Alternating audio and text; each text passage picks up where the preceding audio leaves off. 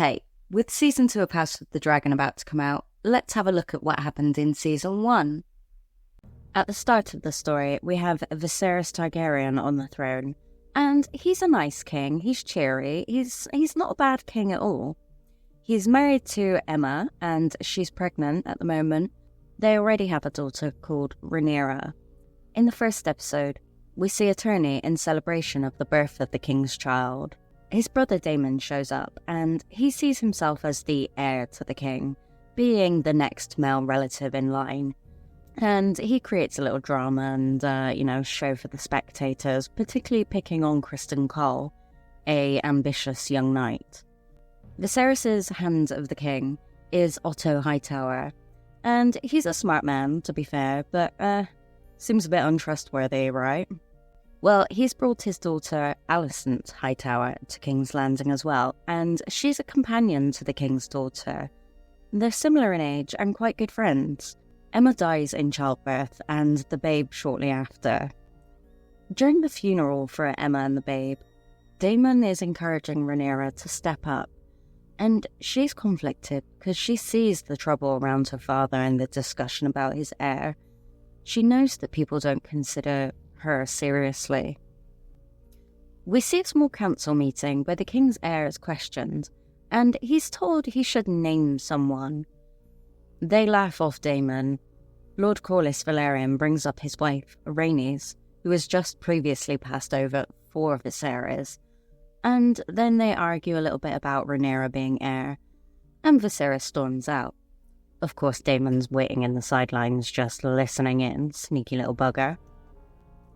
Alicent is quite upset by Emma's death because she's also lost her mother and she seeks comfort from her dad, Otto. Otto is just like, oh, well, why don't you go and comfort the king, and while you're at it, wear one of your mum's gowns, look a little bit older, go on. Weird. Viserys has, a wicked-ass model of King's Landing in his chambers. It's pretty cool. Well, during that night, Daemon went out in King's Landing for a little drinky poos, and Otto snitches on him the next day because Daemon supposedly made a toast to the king's son being heir for a day. So Viserys and Daemon have a little meeting in the throne room, and Viserys tells him, he is pissed off, and to basically bugger off back to your wife in the Vale and stop pissing about here. He then goes and speaks to Rhaenyra, and tells her all about the prophetic dream of his ancestors and the long winter, and that a Targaryen must be seated on the Iron Throne for the realm to survive. Viserys then declares to the realm that Rhaenyra is to be his heir, and calls all the major lords to swear fealty. Among those who do is Rhaenys and Lord Corlys Velaryon. Oh yeah, and Viserys also cuts his hand on the throne a little bit. Episode 2 is set 6 months after the events of the first one, and the most pressing issue for King Viserys is the one Lord Corlys is bringing up to him. There's a self-proclaimed Crab King on the Stepstones wreaking havoc for the Velaryons. Rhaenyra puts forth a suggestion that they should go on Dragonback as a show of strength, but she gets shut down in the small council. People dismiss her opinion, and people are worried about showing that strength, because it might cause a war with the Triarchy over in, Essos. Rhaenyra is given the job of choosing a new knight for the Kingsguard, and so she chooses Criston Cole. Rhaenys and Corlys proposition the king with a suggestion about it being time to remarry, and so they put forth their daughter, Laena, who is 12 fucking years old. Jesus Christ. They have a really creepy little stroll through the gardens, and she asks about dragons and all that kind of thing. And, shows off her knowledge, but, Jesus, Viserys is like, this is awkward. And also, he has a different young lady that he's interested in at the moment. Cough, cough, Alicent. Talking about Alicent, she and Rhaenyra visit a sept, and, they have a little girly heart-to-heart. They're speaking about the heir business, and Rhaenyra says that she will never be accepted. Viserys has said to Alicent as well, please keep these meetings of ours secret from Rhaenyra. I don't think that she would see them, in the right light. I mean, Jesus, of course she wouldn't. Viserys and Rhaenyra have a meal together, and it's quite awkward. They haven't really spent a lot of time together since Emma's died. There's quite a rift put between them. We also see Viserys getting treated for his mouldy hand after he cut it in the last episode, and yeah, it is quite nasty. It looks black and horrible, and of course getting that medieval medicinal treatment. Viserys learns of a stolen dragon egg, and it's on Dragonstone, where Daemon is currently residing with his mistress, Mysaria. He's sent a letter saying that he is to take on a second wife, Mysaria, and yeah, he's taken that dragon egg because he believes that his child with her should have the same rights that other Targaryens have, which is a dragon egg in their crib as they're growing. Otto goes to confront Daemon, and it looks like it's going to turn into a crispy little bit of bloodshed, but Rhaenyra shows up and resolves it and gets the egg back. Rhaenyra returns back to King's Landing and of course gets told off by her father for putting herself into danger, and says that, she knows that he needs to remarry, but he needs to trust her to be his heir and let her be a part of things. He can't just shut down those opinions in council meetings. So Viserys announces his intention to remarry, only having previously just shot down the Velaryon offer, and says that he intends to marry Alicent Hightower. Rhaenyra's in the room, and it's quite a heartbreaking moment of betrayal for her. Like, what's been going on behind her back with her best friend, that she's been confiding in, but obviously hasn't been confiding in her. Corlys is obviously offended and returns to his seat in Driftmark. And because he is equally angered by that marriage proposal, he makes an alliance with Daemon Targaryen, the king's younger brother. For episode 3, we start on the battlefield in the Stepstones and see Kragas the crab feeder nailing one of the Velaryon fighters into some wood and leaving him some crabs to feed on. Lovely. But, and it's a very big dragon-ass but, Daemon shows up on Caraxes and burns that battlefield up. Cut to Viserys celebrating the second name day of his son Aegon, which is a big deal because the child has survived infancy and, well, you've seen their medicine. Viserys has Tywin Lannister pestering him about the war in the Stepstones, and Viserys is just like, where is Rhaenyra? She should be here. Well, Rhaenyra is out in the Godswood reading, and she's approached by her former friend, new stepmother and queen, Alicent. A very pregnant Alicent. They have a salty moment, and Alicent begs her to join them in the celebrations and go on the name day hunt. Rhaenyra goes because it's her father's wish. In the wheelhouse on the way to the hunt, we see some awkward exchange between the family about being involved, but Rhaenyra is moody because no one is there for her support. Yes, this is his second name day, but she is the heir, and everyone talks like Aegon, because he's the firstborn son, is the heir. Rhaenyra walks around the camp tents and listens to the gossip, and we're introduced to Limpy Larys Strong, one of her father's advisor's sons. Afterwards, Jason Lannister approaches Rhaenyra, obviously trying to sweeten her as potential suitor, and impress her with tales of Casterly Rock. Rhaenyra thanks him for the wine and walks away, but then she goes back to her father, asking why these men are trying to propose marriage to her. She doesn't want to marry. And the king gets all shouty about having to marry, and it's making a scene in the tent. Otto Hightower butts in and makes an announcement of a white hart that's been spotted. It's a prime target. He later goes on to make out like it's a prosperous sign from the gods. Good fortune on such an event. Rhaenyra fucks off on her horse in a piss, and Kristen Cole notices and follows her. They stop and have a little chat about betrothals and her current woes, and, they get on well, it's sweet. A little bit flirting, maybe. As we're back at the tent, the lords are trying to butter up the king, but Otto's already in his pocket and trying to suggest that his grandson, Alicent's son with the king, Aegon, is the ideal suitor for Rhaenyra. The king tells him to fuck off and is done with politicking. He just gets pissed for the rest of the evening and talks again to Lord Strong about his troubles. He suggests Laenor Velaryon as the best suitor to heal the rift between the two families. Criston and Rhaenyra get attacked by a boar in the woods, and Criston gets that first shot in, but then Rhaenyra fucks it up, which is a stark difference to the king when he gets his kill. Viserys is drunk as fuck and staring into the fire. Alicent approaches him, and he's talking to her about the Targaryen dreams and prophecies. He said that he had one, where he had a son with a conqueror's crown, but it never happened. And what if his want for a son is what killed his last wife? He says to Alicent about naming Rhaenyra as heir, and that he never imagined that he would then have a son. What if he was wrong to do so? So yeah, they catch a deer, trap it for the king, he kills it, 0 effort, a massive difference to what Rhaenyra's just been through. She returns to camp with her kill looking bloodied up, and Harwin Strong, Lord Strong's other son, is like hubba bubba heart eyes for her. Back in King's Landing, Otto persists with Alicent that Aegon should be heir, and Alicent says Rhaenyra will be a good queen. Would you have me raise my son to steal his sister's own birthright?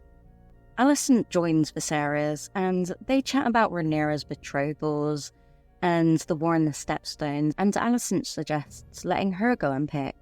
She also suggests that Viserys should send aid to his brother, who's warring in the Stepstones alongside the Velaryons.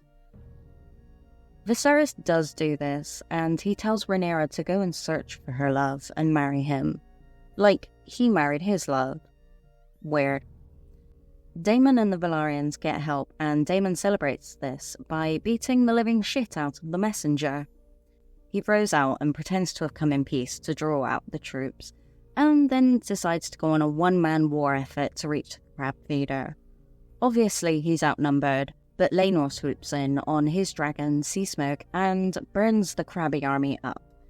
The rest of the Velaryons come ashore to fight, and so Daemon follows and deals with the crab feeder with his sword in the cave, which we don't get to see. That's a shame.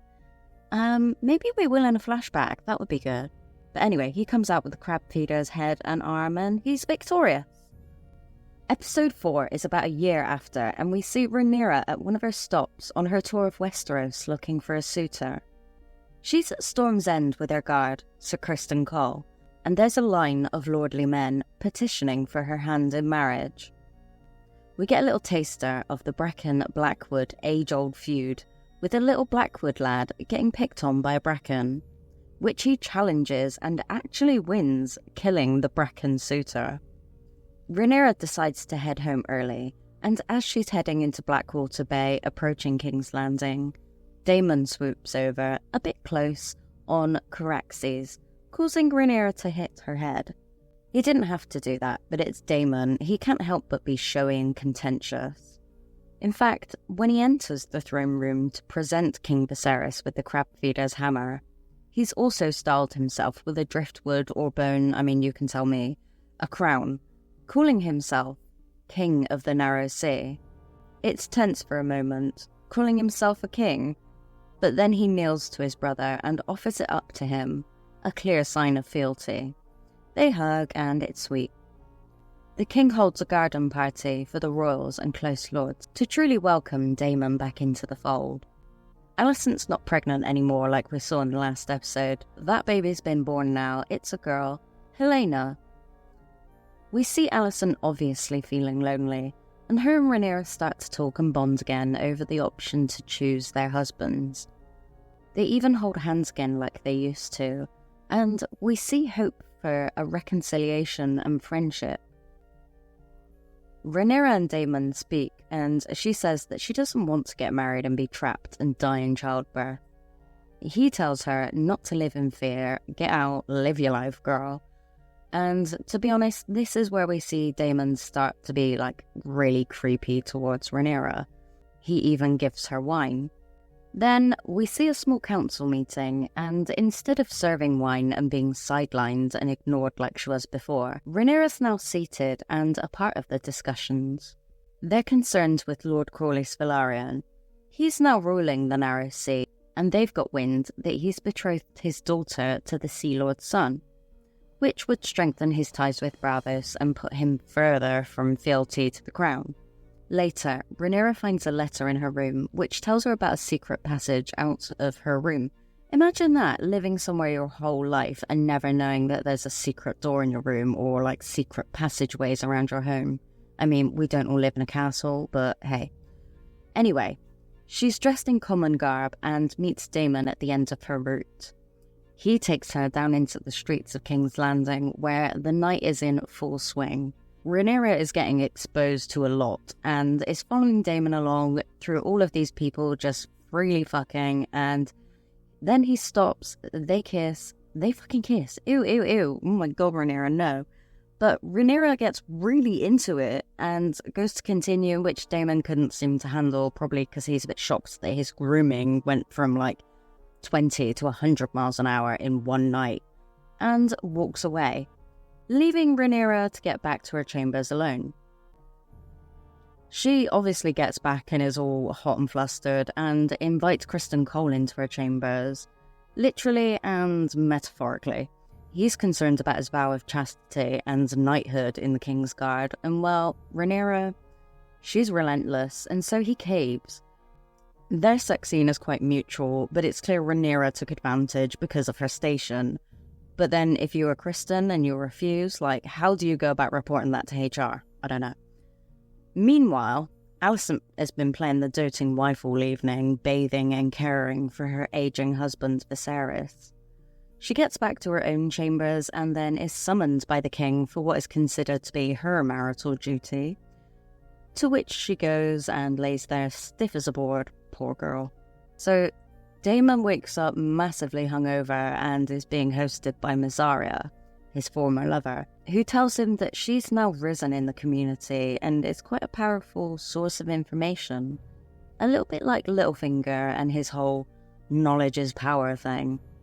Mysaria is now known as the White Worm, who has her little wormies go and tell Otto Hightower, Hand of the King, what happened in a brothel in King's Landing last night. People saw and recognised Daemon and Rhaenyra. In a really awkward scene, we see Otto telling the king about what's been witnessed, and the king just says that he's trying to undermine Rhaenyra and put his grandson, Aegon, on the throne. He is fuming. Alicent overhears this exchange because she's still in his chambers from the night before, and so she goes to confront Rhaenyra about it in the Godswood. Rhaenyra is liar, pants on fire, and in front of a weirwood tree too, swearing on her mother that Daemon did not touch her. Alicent then relays that back to Viserys, and that she believes these rumours to be false, and Rhaenyra is innocent. So yeah, remember I said Viserys was fuming at Otto? Well, he's even madder at his brother, as you can imagine. Daemon has defiled his young daughter. Daemon doesn't deny the rumour, and so Viserys is just led to believe that he did have sex with Rhaenyra. Viserys is all like, what lord would wed her now? Daemon's like, well, wed her to me, I'll take her. Viserys exiles Daemon again. He then goes to speak to his daughter, reminding her about the Targaryen prophecy and its importance, even showing her some ancient magic from secret engravings in his Valyrian steel dagger about the Song of Ice and Fire, and that from my blood will come the prince that was promised. She needs to wed and continue the lineage, and he commands that she will do so and marry Laenor Velaryon. She agrees on the condition that Otto is no longer Hand of the King. So, Otto gets sacked, and just to put the boot in, Viserys suggests that Otto may have had something to do with the death of the last king, Jaehaerys. He says that he sees Otto has been manipulating him and even managed to get his daughter up to queen status. Well done, Otto. Rhaenyra is left in her room with some moon tea to abort any potential spawn from her recent coupling. Episode 5 opens in the Vale with Rhea Royce acting her cold self to a bannerman, and continues riding on her own until she comes upon her husband Daemon standing in her path. He's cloaked and stands silent as she mocks him, He approaches the horse with some weird hand movements, which is a red flag for Rhea, and she goes to grab her bow. The horse rears and throws her off, crushing her, but she continues to mock Daemon as he walks away. He grabs a rock and turns to walk to her, which then cuts away, only implying, not showing him killing her. But, the implication. We cut to a seasick Viserys aboard a ship with his daughter en route to Driftmark. When they arrive, Lord Corlys has sent his children to greet the royals, which is felt as a slight by Lord Strong, but Viserys pushes past this moment and goes forth. Viserys meets with Lord Corlys and Rhaenys, and we see the king coughing. He doesn't seem very well. He's informed of his sister-in-law's death. Rhea Royce. He proposes the marriage of Laenor and Rhaenyra, but Corlys is concerned about the succession rules. Viserys clarifies that Rhaenyra is his heir. Her children will be her heirs, in line to the throne.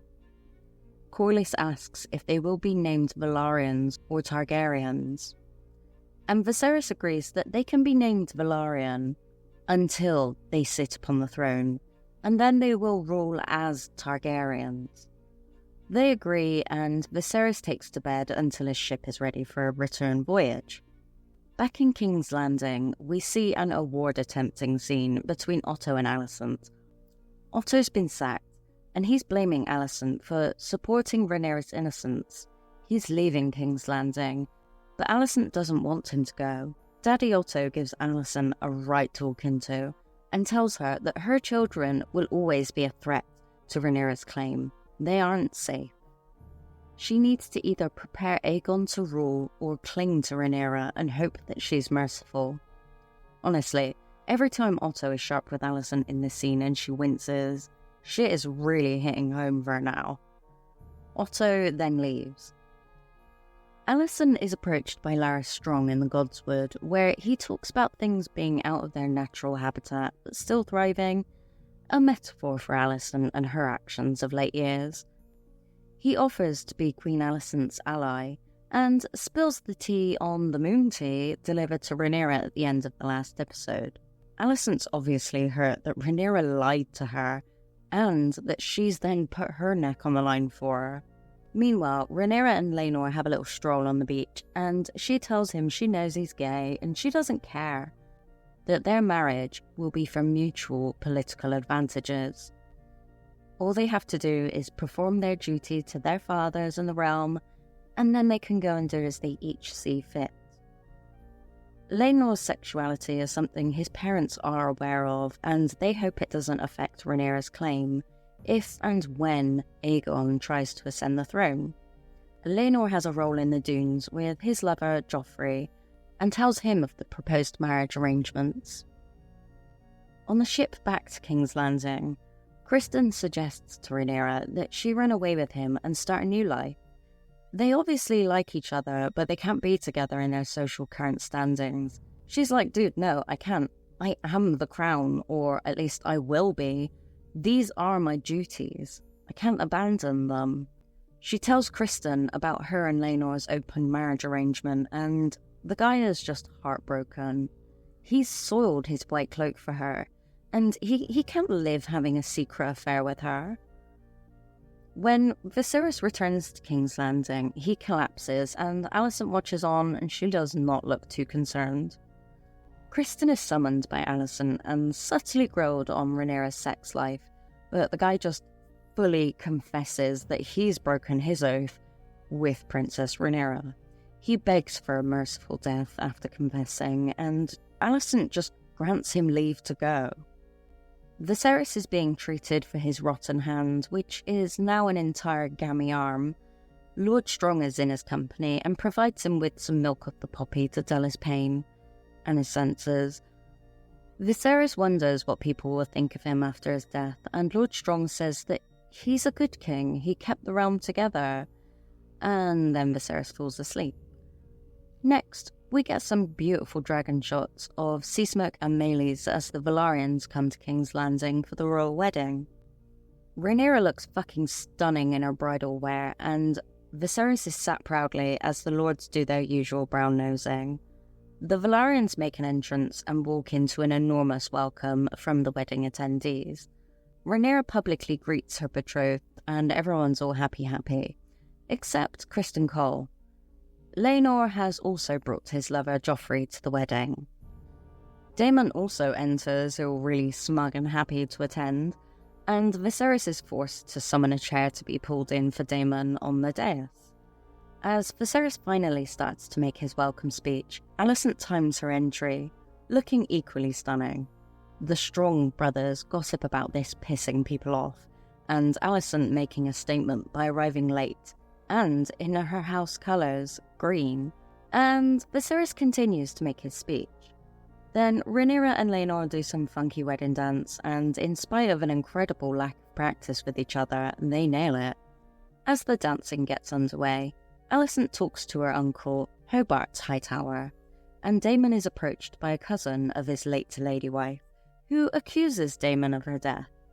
He just brushes off the accusations and says that he should inherit Runestone on her behalf, and he'll personally go petition Lady Jane Arryn for it. Viserys just observes. Daemon and Laena exchange some hungry looks, and she goes off to dance, which he shortly goes and joins in on the dance floor. Joffrey tells Laenor that he's figured out who Rhaenyra's secret lover is, Criston Cole. Joffrey later approaches Criston and basically tells him, like, "I'm your lover's new husband's lover, let's keep each other's secrets." Daemon and Rhaenyra dance. As a chance to chat in High Valyrian, he says, "Is this marriage really what you want?" And Rhaenyra's just like, "You want me? Take me." Screaming cuts through the dancing and music, and it's Criston Cole kicking 7 shits into Joffrey. The crowd is panicked, and the bride and groom are both in the mix of it. Harwin Strong gets the nod from Daddy to go and save Rhaenyra, and so he does. Criston leaves the hall and the mashed-up corpse of Joffrey on the floor, which Laenor openly grieves. Viserys has had enough, and this wedding needs to happen now. The pair are wed in a practically empty room with blood left on the floor, and Viserys also collapses after this too. He's kissed the floor more than his wife in this episode. Criston goes to the Godswood to try and commit a little bit of harry-curry, but is stopped by Alicent.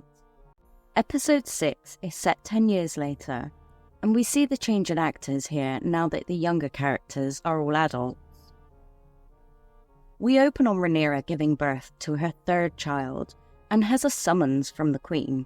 It's a visceral scene, but once the child is born, Laenor immediately escorts his still bleeding wife to Queen Alicent's chambers to present the baby. They're met at the door by Sir Criston Cole, who's obviously been a good boy since we last saw him and has kept his job. Laenor tells them that the baby is to be called Joffrey, an obvious homage to his old lover, and there's an awkward exchange from Alicent about the new baby's look. Somebody call Jeremy Kyle, because she's implying Laenor is not the father. Viserys, now quite an old man, dotes on his newest grandson, and reinforces that the baby looks like Laenor. When they leave, we see Rhaenyra not too happy about her husband naming the child without discussing it with her, saying that he doesn't care about their family of late. Sir Harwin Strong is waiting in Rhaenyra's chambers with her 2 older sons, Jacaerys and Lucerys, when she returns, and the boys have chosen an egg to put in the crib for their newborn brother. Harwin's there to meet the new babe. Laenor seems pretty chill with this, and leaves Harwin, Rhaenyra and the babe to take the boys to the dragon pit for training. In the pit, we see Rhaenyra's sons with Alicent's children, Aegon and Aemond. They're learning Valyrian dragon commands, and we see Lucerys trying to command Vermax. We learn that Aegon has Sunfire, Helaena has Dreamfire, Jacaerys has Arax. Aemond is the only one without a dragon, so they present him with his steed, which is a pig. Of course, Aemond broods after this and goes off further into the dragon pit, until he's scared off by Dreamfire. Alicent is spending some time with her daughter Helaena, who spits some weird prophetic and philosophical shit and plays with her bugs, and they're interrupted by Aemond being brought to her because of his antics. He tells his mum about the bullying, and she says that he'll have a dragon one day, as Helena sits in the background, mumbling about closing an eye. Alicent reports this business with the children to her husband, but King Viserys just brushes it off.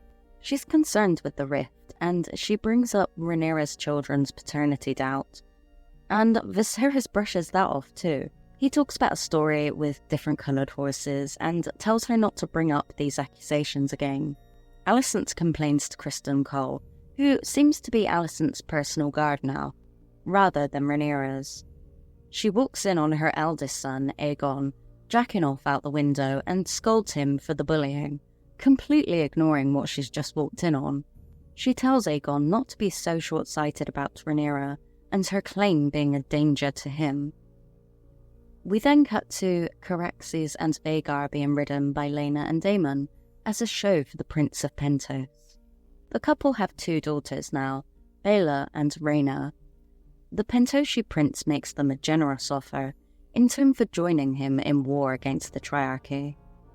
Laena is hesitant, but Daemon says that he'll consider it. They go back to their chambers and argue about it. In King's Landing, the royal children are in the yard practicing with their swords under Criston's guide, as Viserys and his Hand of the King of recent years, Lord Strong, watches on. Harwin Strong walks by, and that makes Criston Cole think, I'm going to make these kids fight each other just to get at him. Criston challenges Aegon to fight Jacaerys, and so Harwin is then advising him, and Criston is advising Aegon. Aegon ends up laying into Jace, and Harwin stops the fight, but then he gets drawn into hitting Criston after he mentions that Harwin looks after the boy like a son. Rhaenyra is on her way through a secret passageway and overhears Lord Strong shouting at his son Harwin about his affair with Rhaenyra and how dangerous it is. Rhaenyra's nursing some hurty boobies when Laenor comes home drunk with his new beau, Sir Carl. He wants to go off fighting, and Rhaenyra says that this is getting to crunch time. She needs him to stay. Laena visits with her daughters, and Baela, the younger one, is quite sad because she doesn't have a dragon yet. We also see that Laena is quite heavily pregnant. She later goes to sit with Daemon on the rooftop and tells him about the new babe in King's Landing.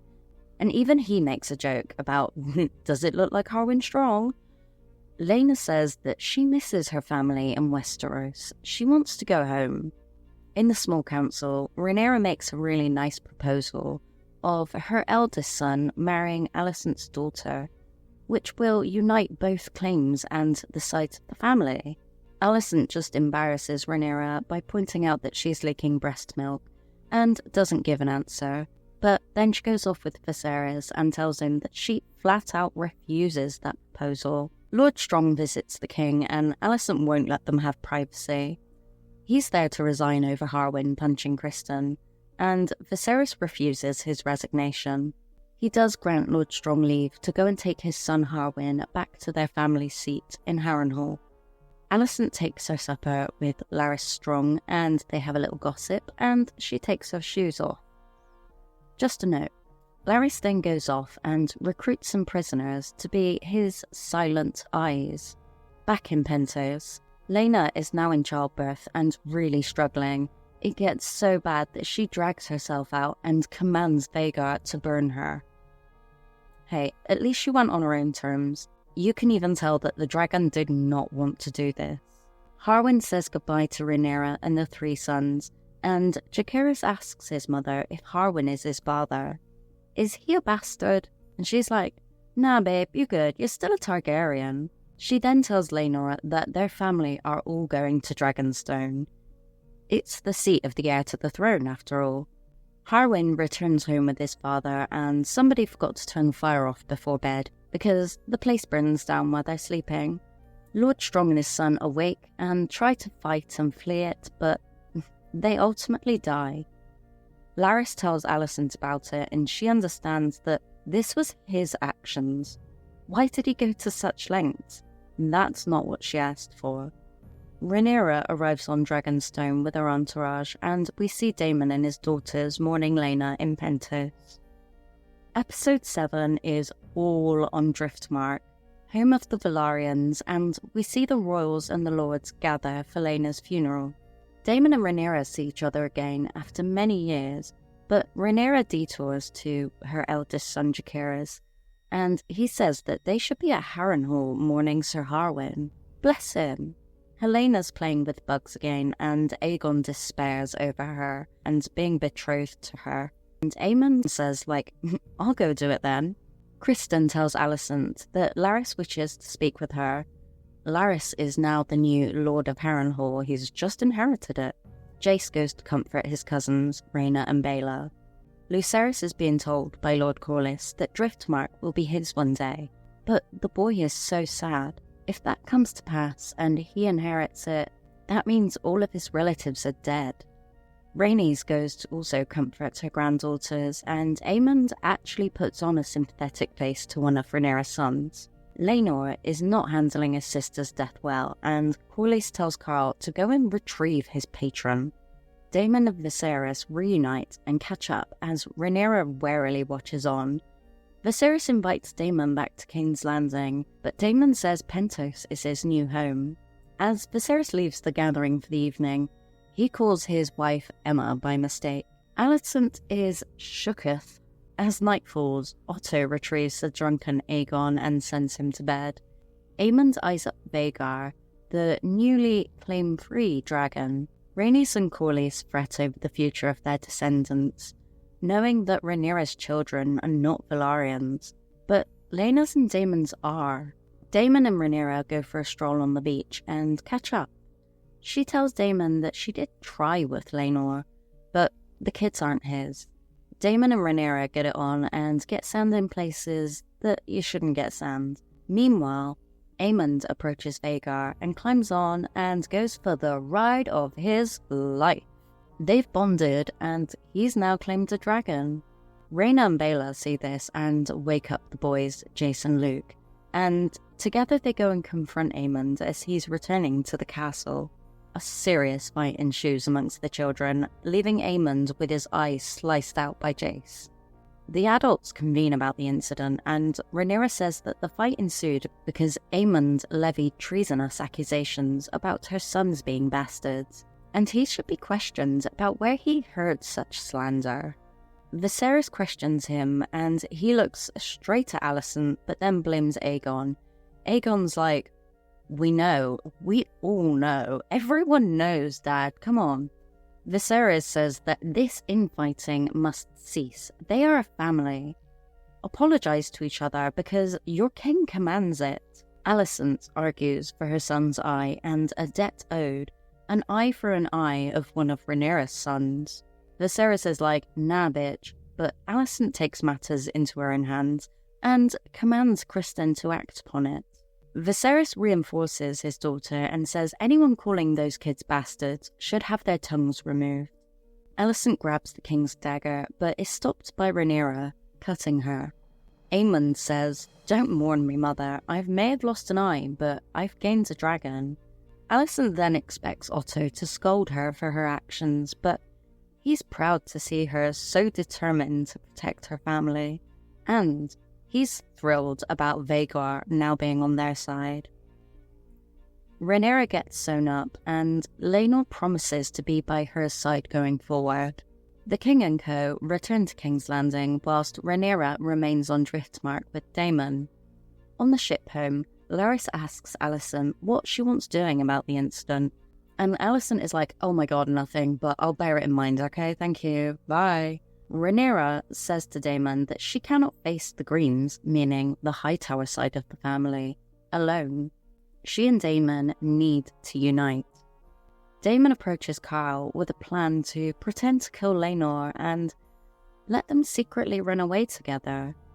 What an absolute gut punch to Rhaenys and Corlys. But then, just to make it that much better, Daemon and Rhaenyra get married in some Valyrian custom wedding, with all of their children present. We then see Laenor with a shaved head at the end of the episode, pulling a Gendry and doing some rowing into his new life. Episode 8 is 6 years after the events on Driftmark. Rhaenys is concerned for Lord Corlys, who has taken an injury whilst being off fighting for the last 6 years. She is accompanied by her granddaughter and her brother-in-law, Vaemond, who's not happy with the current inheritance arrangements for Driftmark and says that he should inherit it. Daemon scales down a cliff into a dragon's lair and retrieves some eggs from a newly laid clutch from Syrax, Rhaenyra's dragon. A pregnant Rhaenyra enters the council room as Jace is studying High Valyrian. Daemon enters and hands Rhaenyra a letter received from Driftmark about Vaemon's claims. Rhaenyra and Daemon agree that Rhaenys will support them, but worry about how the issue will be handled in King's Landing about this threat to her son's claim to Driftmark. They arrive in King's Landing and are underwhelmingly greeted by Lord Caswell. The castle is really quiet. Alicent is holding the small council and Otto is back as Hand of the King. Alicent excuses the council so that she can go and greet their guests. Sir Eric reports to Alicent of an incident concerning Prince Aegon. Rhaenyra goes to see her father with Daemon. He's abed with his face bandaged and looking very hollow. Rhaenyra holds his hand as they catch up on the recent issue of Driftmark's claim. Daemon says that he must reaffirm Luke's claim.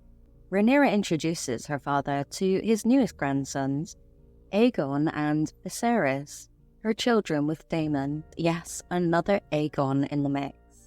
Viserys is happy but tired, so they leave him to rest, but they're concerned about him drinking the milk of the poppy. Alicent hears from a serving girl about Prince Aegon taking advantage of her. The poor girl is terrified. Alicent truly echoes a Cersei vibe here, and she reassures the girl whilst getting information, and then gives her a bag of gold and some moon tea. She then goes to Aegon about this, and he is absolutely not taking it seriously. The fucking scumbag. Alicent tells him to get his shit together, but Aegon's like, I didn't ask for this.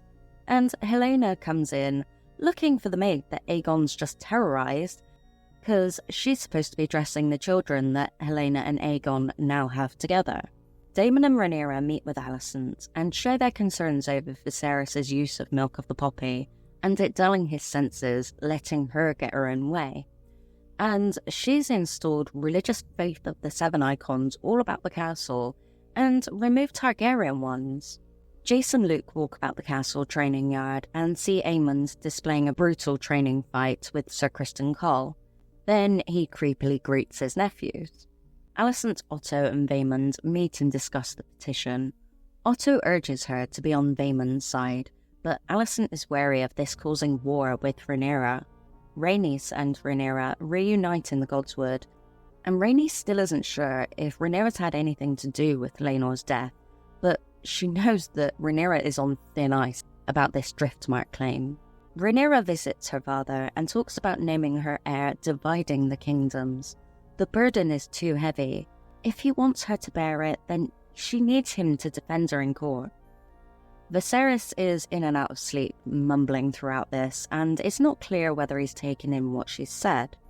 In the morning, we see him getting treated by the maesters, and he tells Otto that he wants everyone to attend a feast this evening. He then also refuses to take the milk of the poppy. In the throne room, court's in session, and Vaemond goes forth to make his claim for Driftmark, which is based on his belief that Rhaenyra's children are bastards. As Rhaenyra starts to make her counterclaim, Viserys enters the throne room. It's a long and arduous walk for him, but this is him truly making a statement of support for his daughter. Daemon helps him make the final few steps up onto the throne and places the crown back on his head after it fell off with his troubles walking. Viserys starts by saying he doesn't understand why they're here arguing over a settled succession, and calls Rhaenys forth to speak on Lord Corlys's behalf. Although it seemed like she's more on Vaemon's side, she declares that it would be her husband's wish for Driftmark to pass on to his grandson Luke, Laenor's son.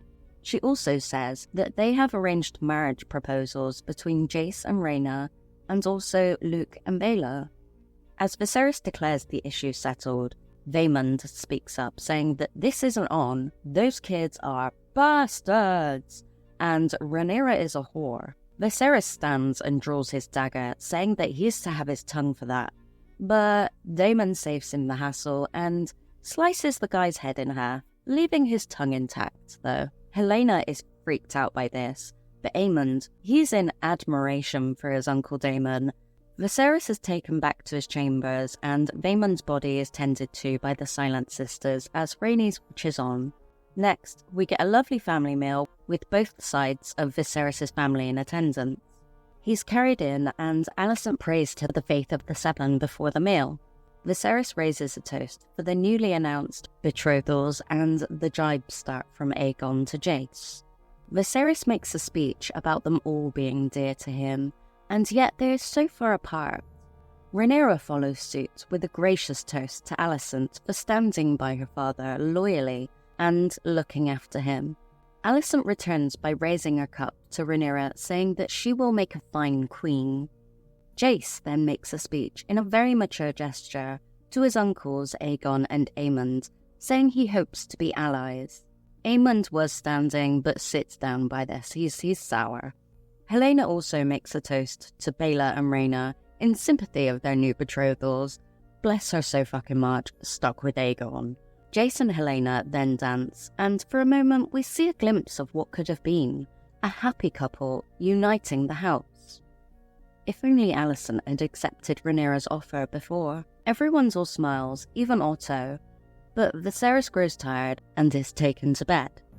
Aemond makes a toast to the health of his nephews, Jace, Luke, and Joffrey. They are 3 strong boys. Jace punches Aemond and Luke goes free and gone. The guards hold them back and they're sent back to their quarters. Alicent and Rhaenyra talk, and Rhaenyra says she will take her children home and return to King's Landing on Dragonback. Alicent says, very genuinely, that she and the king would like that.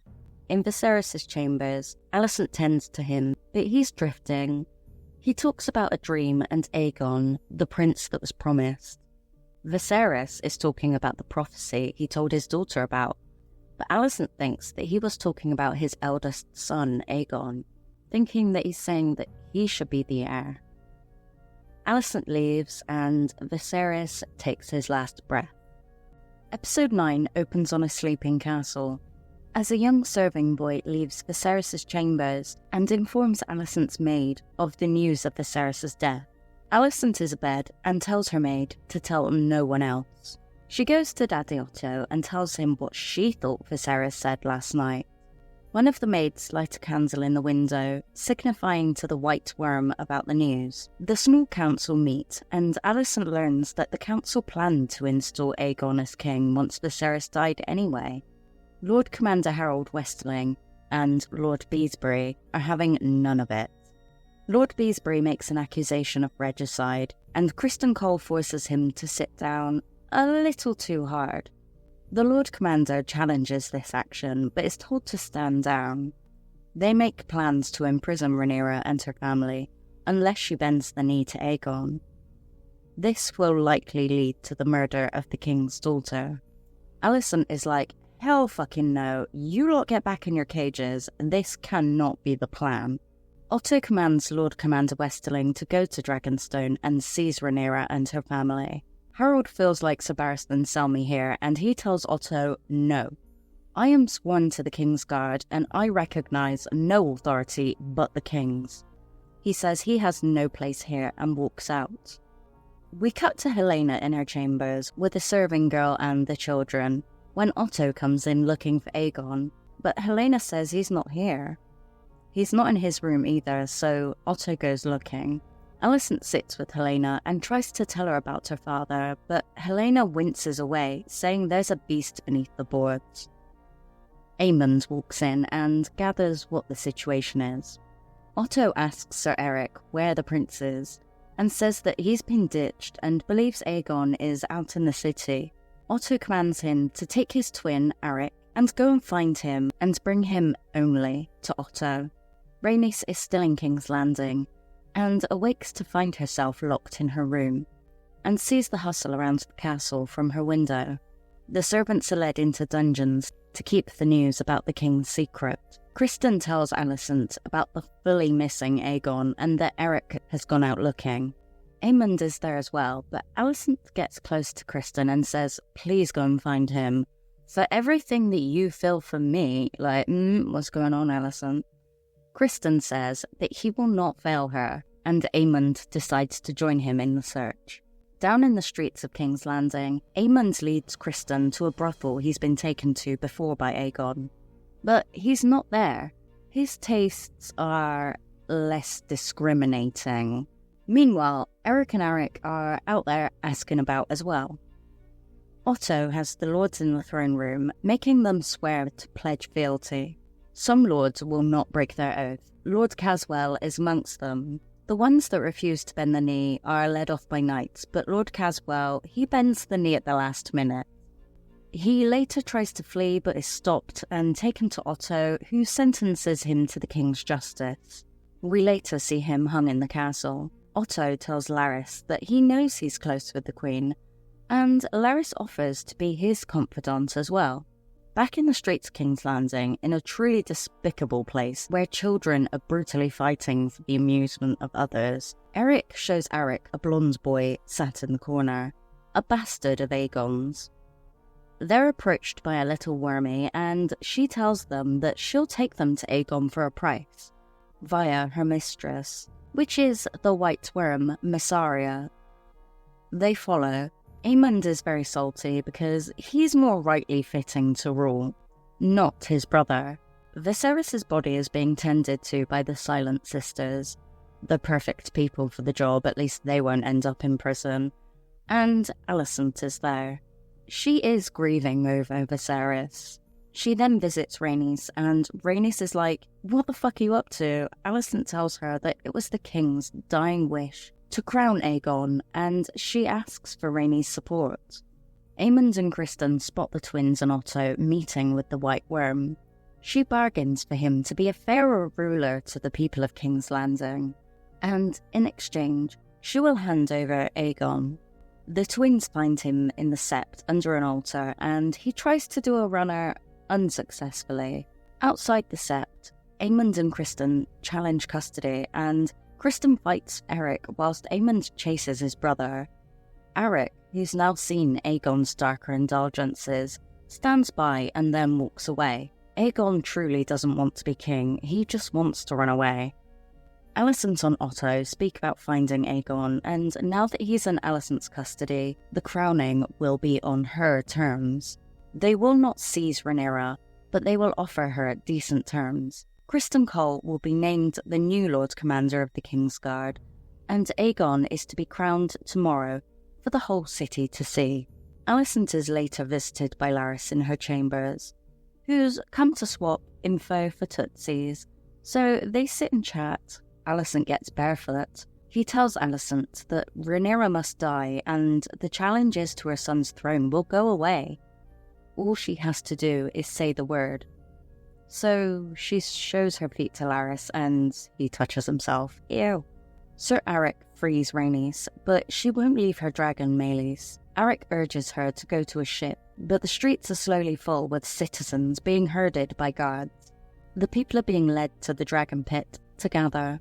Aegon looks miserable as fuck en route to the crowning. He thinks his father wanted Rhaenyra to be his heir. Alicent shows Aegon Viserys' Valyrian steel dagger, and it's a sign of passing the torch down to him. She urges him to be kind to Rhaenyra.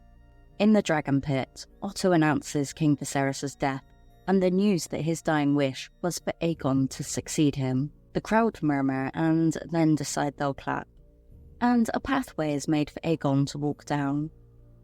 Aegon has 1,000-mile stare as he walks toward the dais where the royals are gathered. As the High Septon is anointing Aegon, Rhaenys takes a detour to try and reach Meleys. Aegon is crowned, and as the crowd start to cheer him, he realises he could quite like this ruling thing. But, and big dragon butt again, Meleys breaks through the floor, killing hundreds, if not God knows, who knows. And Rhaenys approaches the dais. Alicent stands in front of her son, a symbolic protection, because girl ain't really going to be able to do fuck all, is she? Rhaenys lets Meleys scream at them, but then she turns and leaves. Episode 10 opens in the council room on Dragonstone. Luke is in there when Rhaenyra walks in. He's worried about Lord Corlys dying and inheriting Driftmark. She says it's duty and explains about how she grew into hers. A guard informs her of the arrival of Rhaenys and that she urgently needs to speak with her and Daemon. Rhaenys is brought in and announces Viserys is dead. Rhaenyra feels a jolt in her pregnant tummy as Rhaenys tells her that Aegon has been crowned, but she's managed to flee. Daemon's angry that she didn't just burn the fuckers when she had the chance, but Rhaenys says it's not her war. Rhaenyra then goes into early labour. As she struggles, Daemon holds a quick council and dispatches patrols to protect Dragonstone. Jace and Luke are training on the beach as Rhaenys goes to fetch them and send them to their mother. Rhaenyra tells them of the king's death and Aegon being crowned as king. Jace wants to act, but nothing's planned yet. Rhaenyra reminds him that he is only to act under her command. News arrives that Lord Corlys is away from Death's Door and on his way somewhere else, but they don't know where yet. Daemon is about to command more orders, but Jace says no action is to be taken unless his mother commands it. Daemon dismisses this and continues his plans and invites Jace along. We then see him asking his Queensguard knights where their loyalties lie. Under the threat of Caraxes, he asks them to swear fealty or announce their intentions not to now and die honourably. Rhaenyra won't let the maids near her as she births the child. It's a bloody mess as she pulls it out on her own. The baby is stillborn and premature. Rhaenyra cradles the child and then prepares the body as the Silent Sisters stand by. Daemon and Rhaenyra grieve separately until they hold a funeral. Sir Eric arrives during the funeral and kneels, presenting Rhaenyra with her father's crown. He swears his fealty and vows to be her Queensguard. Daemon places the crown on Rhaenyra's head and kneels in front of her. The rest do the same, including her sons, but not Rhaenys. I guess she's still waiting on her husband's decision. Swords are gathered as Queen Rhaenyra enters her council room. The table is lit from below and we see a beautiful map of the Seven Kingdoms. They discuss the loyalty of the greater houses and if they will swear fealty. They make a plan of who needs visiting.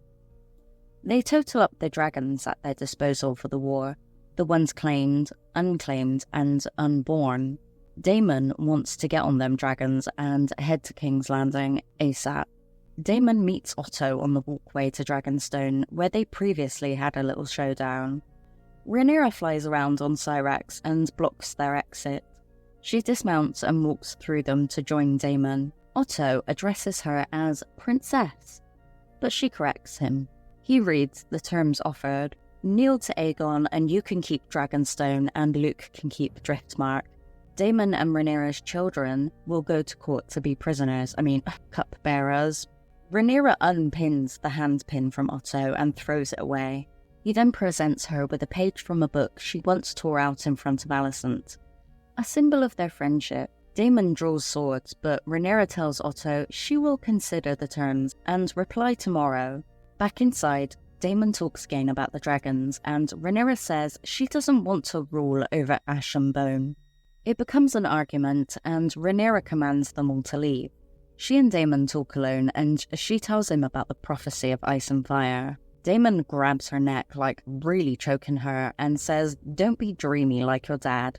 Take action," and then walks off. We cut to Lord Corlys, who finally shows back up. Rhaenys is at his bedside, and she scolds him for abandoning her in their grief, in search of adventure at sea. She updates him on the recent deaths, including his brother Vaemond. Corlys doesn't support Rhaenyra, but Rhaenys argues that she is keeping peace and doing well. Back in the council room, the Velaryons join them, and Corlys is wondering where Daemon is. After all, he killed his brother. They recount the questionable house loyalties, and Corlys declares his support for Rhaenyra, Fleet included. He helps to plan control over the sea and Blackwater Bay. Jace suggests sending him and his younger brother to bid for the support of the High Lords, as they can go much quicker on Dragonback. Rhaenyra says Jace will go north, to the Vale and then to Winterfell. Luke will go to Storm's End. He's younger and it's a shorter journey. Rhaenyra talks to her sons and makes them swear not to take part in any fighting and to go only as messengers. She gives them their scrolls and sends them on their way. Daemon has gone on a secret mission to the Dragon Pit in King's Landing and sings in High Valyrian to Vermithor, who's currently unclaimed. Luke arrives at Stormy Storm's End and dismounts Arrax. In the background, Vhagar stretches up, an absolute behemoth compared to his dragon. In the main hall, Lord Boros Baratheon is seated and has already received Prince Aemond as an envoy for the king in King's Landing. Luke presents the scroll and Lord Boros needs his maester to help read it. Once conveyed, he's not happy about the reminder of his vow when the Greens brought him the offer of a marriage pact. He asks Luke who he'll wed of his daughters, but Luke's already betrothed. He's sent off, but Aemond addresses him as Lord Strong, and Luke says that he will not fight him. Aemond takes off his eye patch and tells Luke, "Take out your eye in payment for mine." He picks up his sword and heads towards Luke, but Lord Boros doesn't want to clean up any mess, so he tells the guards to escort Luke to his dragon. Luke gets on Arrax, commands him to focus, stay calm and obey. He climbs into the sky, but Vhagar appears with Aemond cackling away, enjoying the chase. Luke is terrified and tried to escape. He didn't command Arrax to fire, but maybe it just felt the danger. Vhagar takes a hit and decides to go for Arrax and Luke. Aemond says, no, don't. But well, these dragons are nobody's slaves. Vhagar chomps the smaller foe, and Aemond is left like, oh shit. The news hits Rhaenyra about Luke, and she breaks down in front of the fire. So what are you looking forward to in Season 2? Don't forget to like, subscribe, and hit that notification thing. And I'll see you next time. Cheerio.